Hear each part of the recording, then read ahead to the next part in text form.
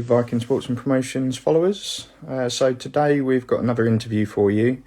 It's going to be something a little bit different. Today we will be interviewing the current reigning Masters champion, former world snooker champion, none other than Stuart Bull Run Bingham. So he will be joining us shortly to get to know a bit more about him, his career, and to ask some of the questions that we've had come in.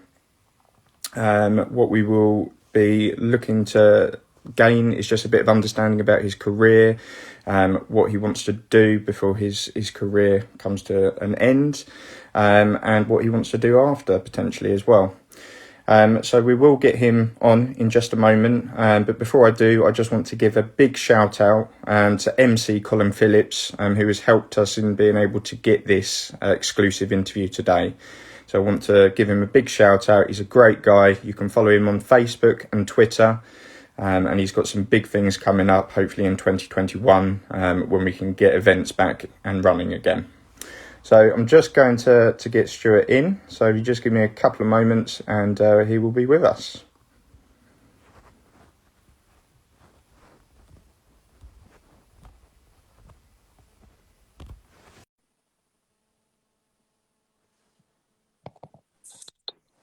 Hello, Stuart. You okay? Yeah, you doing all right? Yeah, not too bad. I appreciate you coming on today, firstly. It's a real big help to our page. So we just really, today, the purpose of the interview is just to get a bit more of an understanding about you and you as in your career. And we've also got a few questions as well, just to ask you towards the end of the interview, if that's okay. Yeah, no problem. Yeah. So really, I just wanted to start off with knowing how you got into snooker and started your career as a pro. How long we got? We've got half an hour today. When I was a young lad, I was always into sport. I got a county level at squash. Obviously played the football for Sunday League and for Beach United local team. But then I had trouble with my knees and just sort of come across snooker club with my brother and two of his mates. They was going to a club and I sort of said, "Can I make the pairs up?" Because there was three of them. Yeah. And they said, "Yeah, sure." And I ended up going there. The club was packed. There weren't a table free, and the manager on duty, he was playing on the middle table, like the match table. And he ended up coming off so we could go on. And he was sort of collecting glasses through the night, and he pulled me to one side. He said, "You've got some potential. I'll do like a Sunday morning coaching clinic at Pitsea Leisure Centre." And it all sort of started from there, really. At football, I was sort of slowly getting sort of pushed to like the sub bench because of my knees, I suppose. And obviously, he was getting to 13, 14 years old. So I was maybe probably like one of the smaller kids. But obviously that was 30 odd years ago. Yeah. And he was right. I had some potential. Yeah, no, definitely. And obviously, Matchroom have obviously got heavily involved. Obviously, Barry Hearn has put more tournaments in place with the snooker. Do you think your career would have gone the way it has done so far if there hadn't been the influence of Matchroom and the amount of ranking tournaments that they put in place? Yeah, most probably. Yeah, I was always one of these. Before Barry come in, we went down to 6 tournaments in a year. Yeah. So it was literally sort of practicing for a qualifier, and it was so much emphasis on them qualifiers. Mm. It seems like every 6 weeks, and obviously I might win a match or two and then get beat, but then I'd be going around Europe to playing pro-ams and winning a lot of pro-ams as well. Yeah. So I knew my game was always there, but it felt too much pressure every qualifier there was. And obviously, say, Barry Hearn coming in sort of 2008, 2009. And say, I'm most probably his biggest successor. Yeah. Of the last sort of 10, 11 years. Yeah, no, definitely.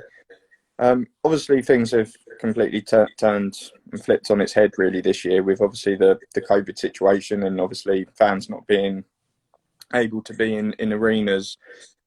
How has that changed your game amongst other players? Because obviously, you know, the fans that are there obviously are silent during play, and then obviously if there's a good shot, obviously you get a reaction regardless. But how has that changed for you? Yeah, I think for all the players, we can sort of say that it's, for me, it seems like a bit of a sort of a practice session when we play in our matches. This year at the Crucible, I was sort of lucky to play in the first day, and we had a little bit of crowd, but it just felt so surreal. It Yeah, felt so empty. But I felt sorry for the kids. I played a young lad, Astley. Can't think of his name now, but I played this lad, and hopefully he'll get back there when it's packed, yeah, so he can get the whole atmosphere of it all. But he yeah, it just felt so surreal. But yeah, it just feels there's no adrenaline. yeah, Sometimes you're clearing up in a frame to sort of, and you're 40 behind, and you need to clear up the last three reds and colours, and you feel that pressure, that adrenaline kicking in, and as you're on the colours, and it means so much. But now with no one there, you don't feel it. yeah, It's like pretty flat. It's like you're just going through the motions. But that's, say, I don't know if it's the same for everyone, but for me that's what it seems. But with, say, for Mopareed for the rest of this season, it's going to be like that. So yeah. you need to get your head around it, and try and obviously do your best. Yeah, no, definitely. And obviously, um, we were quite lucky. We managed to get over to the K2 when you were in the final against Mark Davis. And obviously, your family are a massive part of you and playing snooker. And you could tell that when you finally lifted the trophy on that day. How is that changed your game? Because obviously your family are, you know, a big support network for you. I know your brother was there, and your wife and your children were there as well. So how's that changed your game? Yeah, just I think the having kids, having someone to rely on you to obviously bring the money in, I suppose. Mm, Obviously, when when I got with my wife now, it was literally, I think, just as Barry and come in, so okay. everything just sort of seemed to click together at the right time. Um, Obviously, I've been doing obviously so well of late that obviously she ain't got to work. So, Mm, but yeah, like if it weren't for my wife, I couldn't maybe practice as much as I can. She looks after the kids and the house. yeah. So my mum and dad are sort of with me every step of the way. They live and die every shot. Um, my mum keeps saying that I'm going to give her a heart attack one of these days. Some of the shots I miss, or some of the matches that goes close. But yeah, obviously I've been my manager Gary. He was the best man at my wedding. I've been with him sort of the year before I turned pro. So yeah, I've got a great sort of team behind me, and yeah, it means the world to have them with me when I'm winning. Yeah, no, definitely. And with regards to obviously training and practicing, obviously it's a big part for snooker players. Probably bar Ronnie O'Sullivan, who doesn't seem to be bothered either way. He's quite happy. I think he come out in the world finals on the first day and said, you know, he was watching Only Fools and Horses rather than being on the practice table. But obviously it's a big part. So how many times a week are you on the practice table? At least six. Yeah, Yeah, I still enjoy it. I still love playing. Um, as you can see, I'm in my snooker room now, ready to do a few hours. So yeah, it's sort of yeah, I still say enjoy every part of it. yeah, So yeah, obviously Ronnie, I think he is a bit of a freak of nature. He, I think sometimes he says he don't practice, but yeah, I think he practices harder than anyone on tour. So, yeah.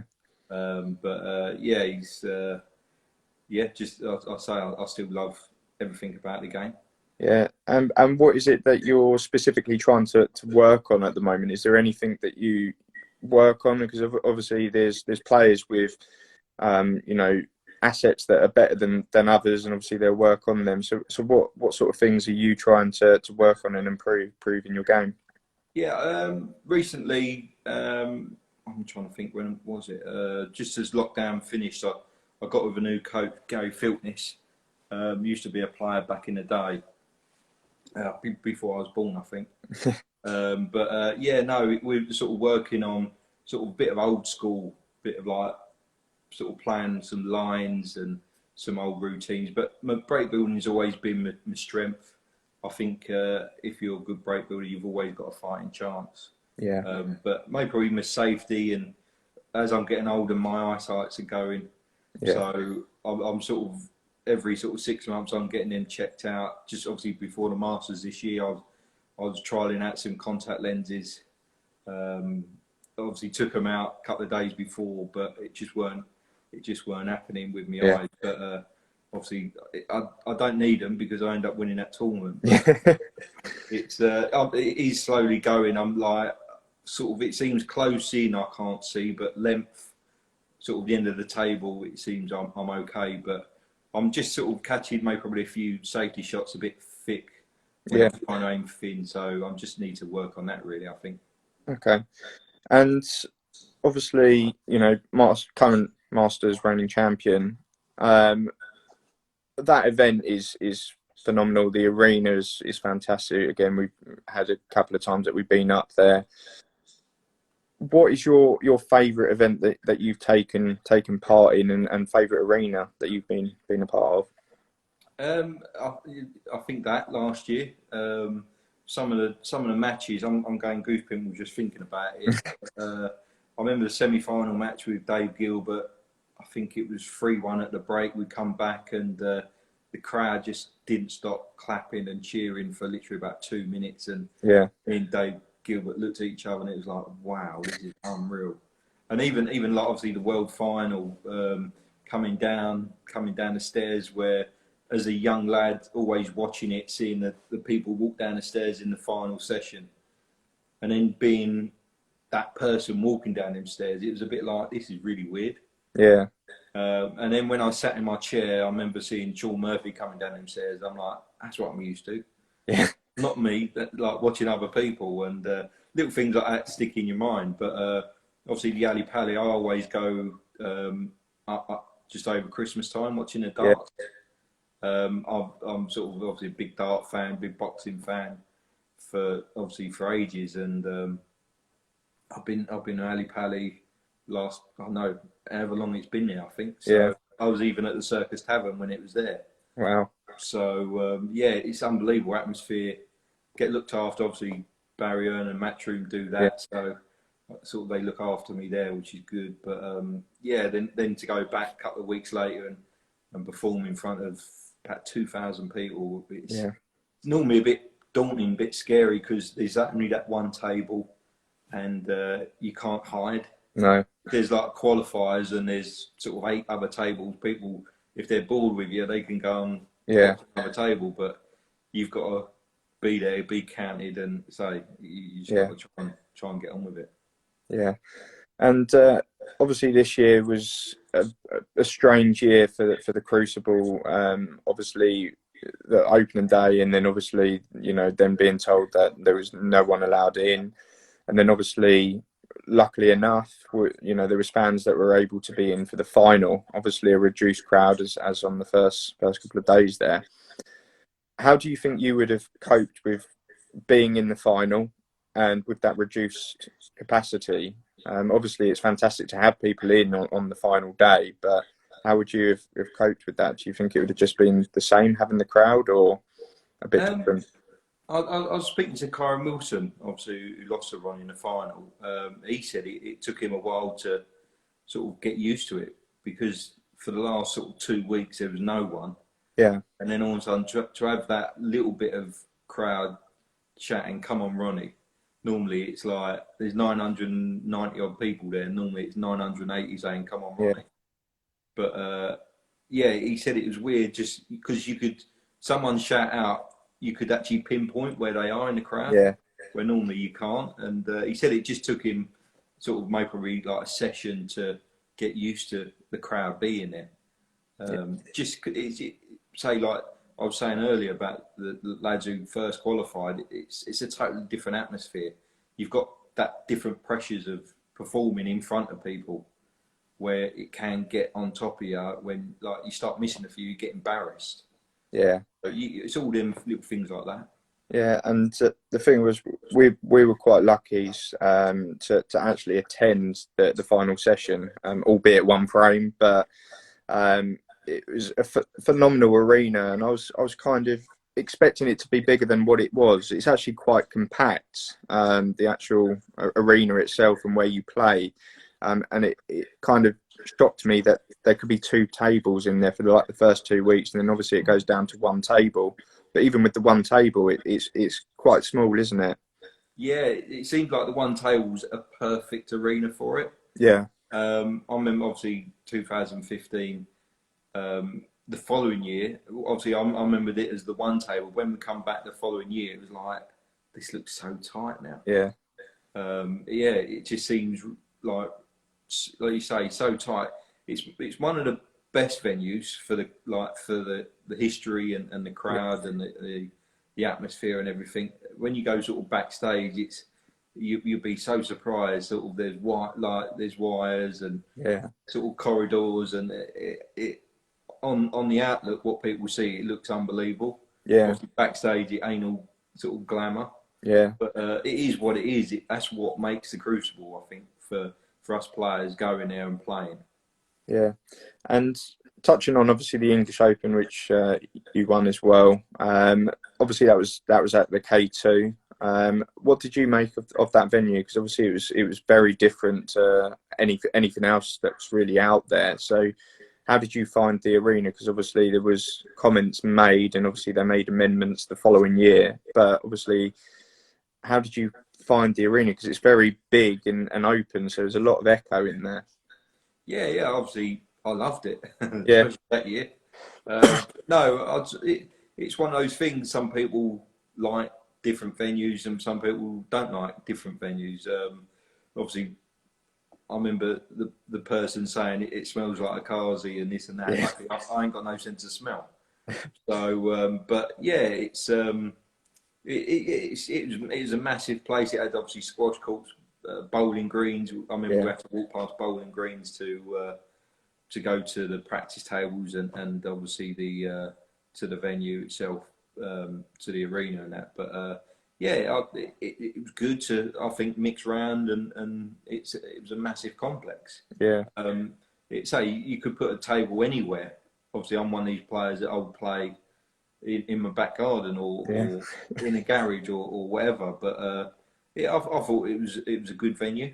Obviously, it was one of the closest ones it's ever been for me. yeah, Crawley, it's literally 50-minute drive. So normally it's all up north, yeah, 3 or 4 hour drive. So it was good to be sort of only an hour away. yeah, definitely.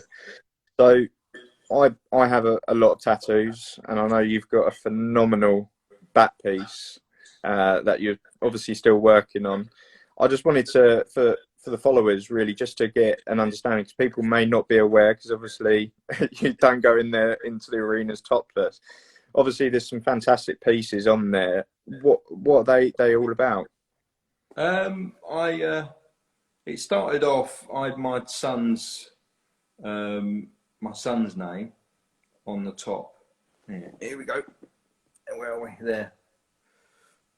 So my son name at the top, and then I met the guy who does obviously my tattoos at the hospital, Paul Boxall, and he sort of obviously noted, he recognised me, and his son was in, my daughter was in hospital, and I said, I said, what do you do? He's like, a tattooist. I said, I wanted to get something for my daughter because I've got my son on me. Yeah, And he said, yeah, come over, we'll sort something out. And then it obviously got Marnie on top of my arm, and then it went from obviously the world trophy. I said like it'd be nice to put that on there, and then as you say, I got maybe a bit carried away. You've got obviously the bottom here. That's like a Chinese dragon. yeah, So it's sort of, I've done it on the theme that where I've won the tournaments. yeah, So you got one side, you got a Chinese dragon. You got the other side, a Welsh dragon. So sort of made that into one. Yeah. You've got the ape there, which is Gibraltar. Yeah. The koala there, which is obviously Australia. And then you've got the three lions, where I've won the English, obviously the world, and the Premier League. Yeah. So yeah, obviously the latest one was the Masters, as you can see in the background. That was a couple of months ago. Yeah. There's a little bit more room for a couple more, I reckon. And obviously I've just had all this done. That's obviously my daughter. And there's my son. And then got like a couple of little Polaroids, like funny ones of my daughter there and my son there. Yeah, So, amazing tattoo artist, as we know. He's definitely worth having a follow if you haven't already. But obviously he does quite a few big names in the sporting world. So I thought we'd touch on that. He done the boxing journey. Yeah, a sleeve or something, I think it was, or a leg sleeve, I think it was something like that. Yeah. I know he's just done Ian Wright. Yeah, he has. I think Ian Wright's got a few as well. Yeah. He's got definitely a few big celebrity names going on there, and obviously sports people that tend to go to him. But it's a fantastic piece, and hopefully you can add a few more next year. Yeah. So I've got May booked in for a couple of sessions. I want one under the arm, which everyone tells me it's very painful. It's horrendous. Yeah, I'm not looking forward to that. Yeah, I've got sort of like 7 months to get used to the pain or whatever. Yeah, no, definitely. I'm sure you'll be fine. So we've got a few questions that have come in. I want to start. We've got a Q Sports analyst. He's a massive snooker fan. He's come to quite a few events with me, and obviously gone to a few on his own. So, his name's Ryan, and he's gone. If you could play anyone in the Crucible final, past or present, who would it be and why? I was just, funny enough, I was just reading a couple of the questions on your blog sort of thing, and I was thinking about it. I'd say it'd have to be Steve Davis. Yeah. He was my hero growing up. And I've got 100% record against him. I think I played him 5 times or so, but obviously it was later on in his career, so he was slowly sort of dropping down the ranks. But to play like Steve Davis in a world final would be unbelievable, I think. Yeah, definitely. We've got another one in from Christopher Knight, and he's put, what historical player would you have liked to have played in their prime? I'd have to say Alex Higgins. Yeah. Got to meet him a couple of times. I think sort of nearly, me and my manager was in the car and we nearly ran him over at Norbrett Castle in Blackpool. He sort of walked out in the car park and my manager was driving. He nearly ran him over. But I met him sort of when he was a little bit ill, and a tournament in Ireland, a Pro-Am, and he come and sat next to me, and he's like just having a drink, and he's gone. He said, "No, you're Stuart Bingham, aren't you?" He said, "Oh, very good player, very good player." I was like, "Wow, I'm made up." Sort of thing. Little things like that, say, stick in your head, and I don't know if it was that tournament or a year before the same event. I remember walking in for a practice, and I was sort of looking who was playing at that time, and Alex was playing on the match table. So I'm like, I've got to go and watch him live just to see what it's like. Yeah. And we went up the stairs, sort of started watching him, and then I sort of started browsing the room, and every pro that weren't playing at that time was there watching Alex Higgins. So it just shows you what a legend of the game he was. Yeah, no, he turned it completely on its head, and he kind of made snooker his own, and he was the entertainment. You know, everyone wanted to definitely go and watch him. And I think, you know, the only other comparison that you can have now in today's game is obviously Ronnie, because you don't know what's going to turn up, and what type of Ronnie's going to turn up. So I think, you know, he's the entertainment factor of this era, but Alex Higgins was just a phenomenal player, and very lucky for you to witness him live. And obviously that comment is just phenomenal, and that'll stick with you forever. Definitely, yeah. So we've got another one again from Ryan, and he's put, if you could have played any of the participants in the 2015 World Championship final, who would it have been and why? I don't think I would change anything. Maybe probably Ronnie in the final. Yeah. But obviously I played him in the quarters, so I played sort of maybe probably the reigning champion was Selby. That was maybe probably the only scalp I didn't get that year. I think to beat everyone else. It was sort of the matches I had to play and go through. Yeah, I don't think I could have picked a harder route to the final. So maybe probably only put Selby in that line, and I'd have had like the full works. Yeah, no, definitely. Obviously, any sort of tournament that, you know, whether that's snooker or boxing, you know, if there's a boxing tournament or a football tournament, obviously, you know, it's any route to the final, you're going to play someone that, you know, is of a high stature and you know, a fantastic player or team. So, you know, it was a amazing run, and obviously, you know, something to obviously tick off that list there. Definitely, yeah. Yeah, well, I'd like to obviously thank you for your time today. It's been fantastic and a real honour to be able to interview. I know, you know, Colin Phillips has done an amazing job to get us this opportunity, so I really appreciate it. And I just want to take the opportunity to obviously wish you well for the remaining tournaments of this year, and all the best for obviously trying to retain the Masters Trophy. Yeah, thanks for having me. So obviously a great Instagram page, and I'm obviously a fan of boxing and all the other sports, so you've got another fan to your page now. Yeah, no, thank you very much. And obviously there will be upcoming, we've got quite a few boxing interviews coming up, so hopefully you can definitely have the time to watch a couple of those. And we've also just found out we're going to have Mark King on as well. As well as Emma, who's obviously up and coming through the women's you know, game as well. So that'd be interesting to see that. Yeah, you get great value out of Mark King. Yeah, definitely. He's a good laugh.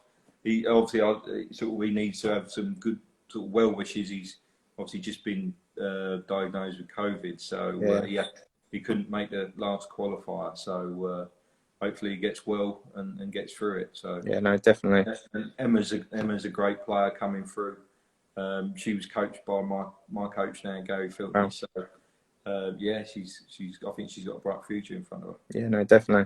Well, thank you for your time. All the best with your practice this afternoon, and hopefully we'll speak soon. Lovely. Thanks a lot. Thank you. Cheers. Thank you. Bye. Bye.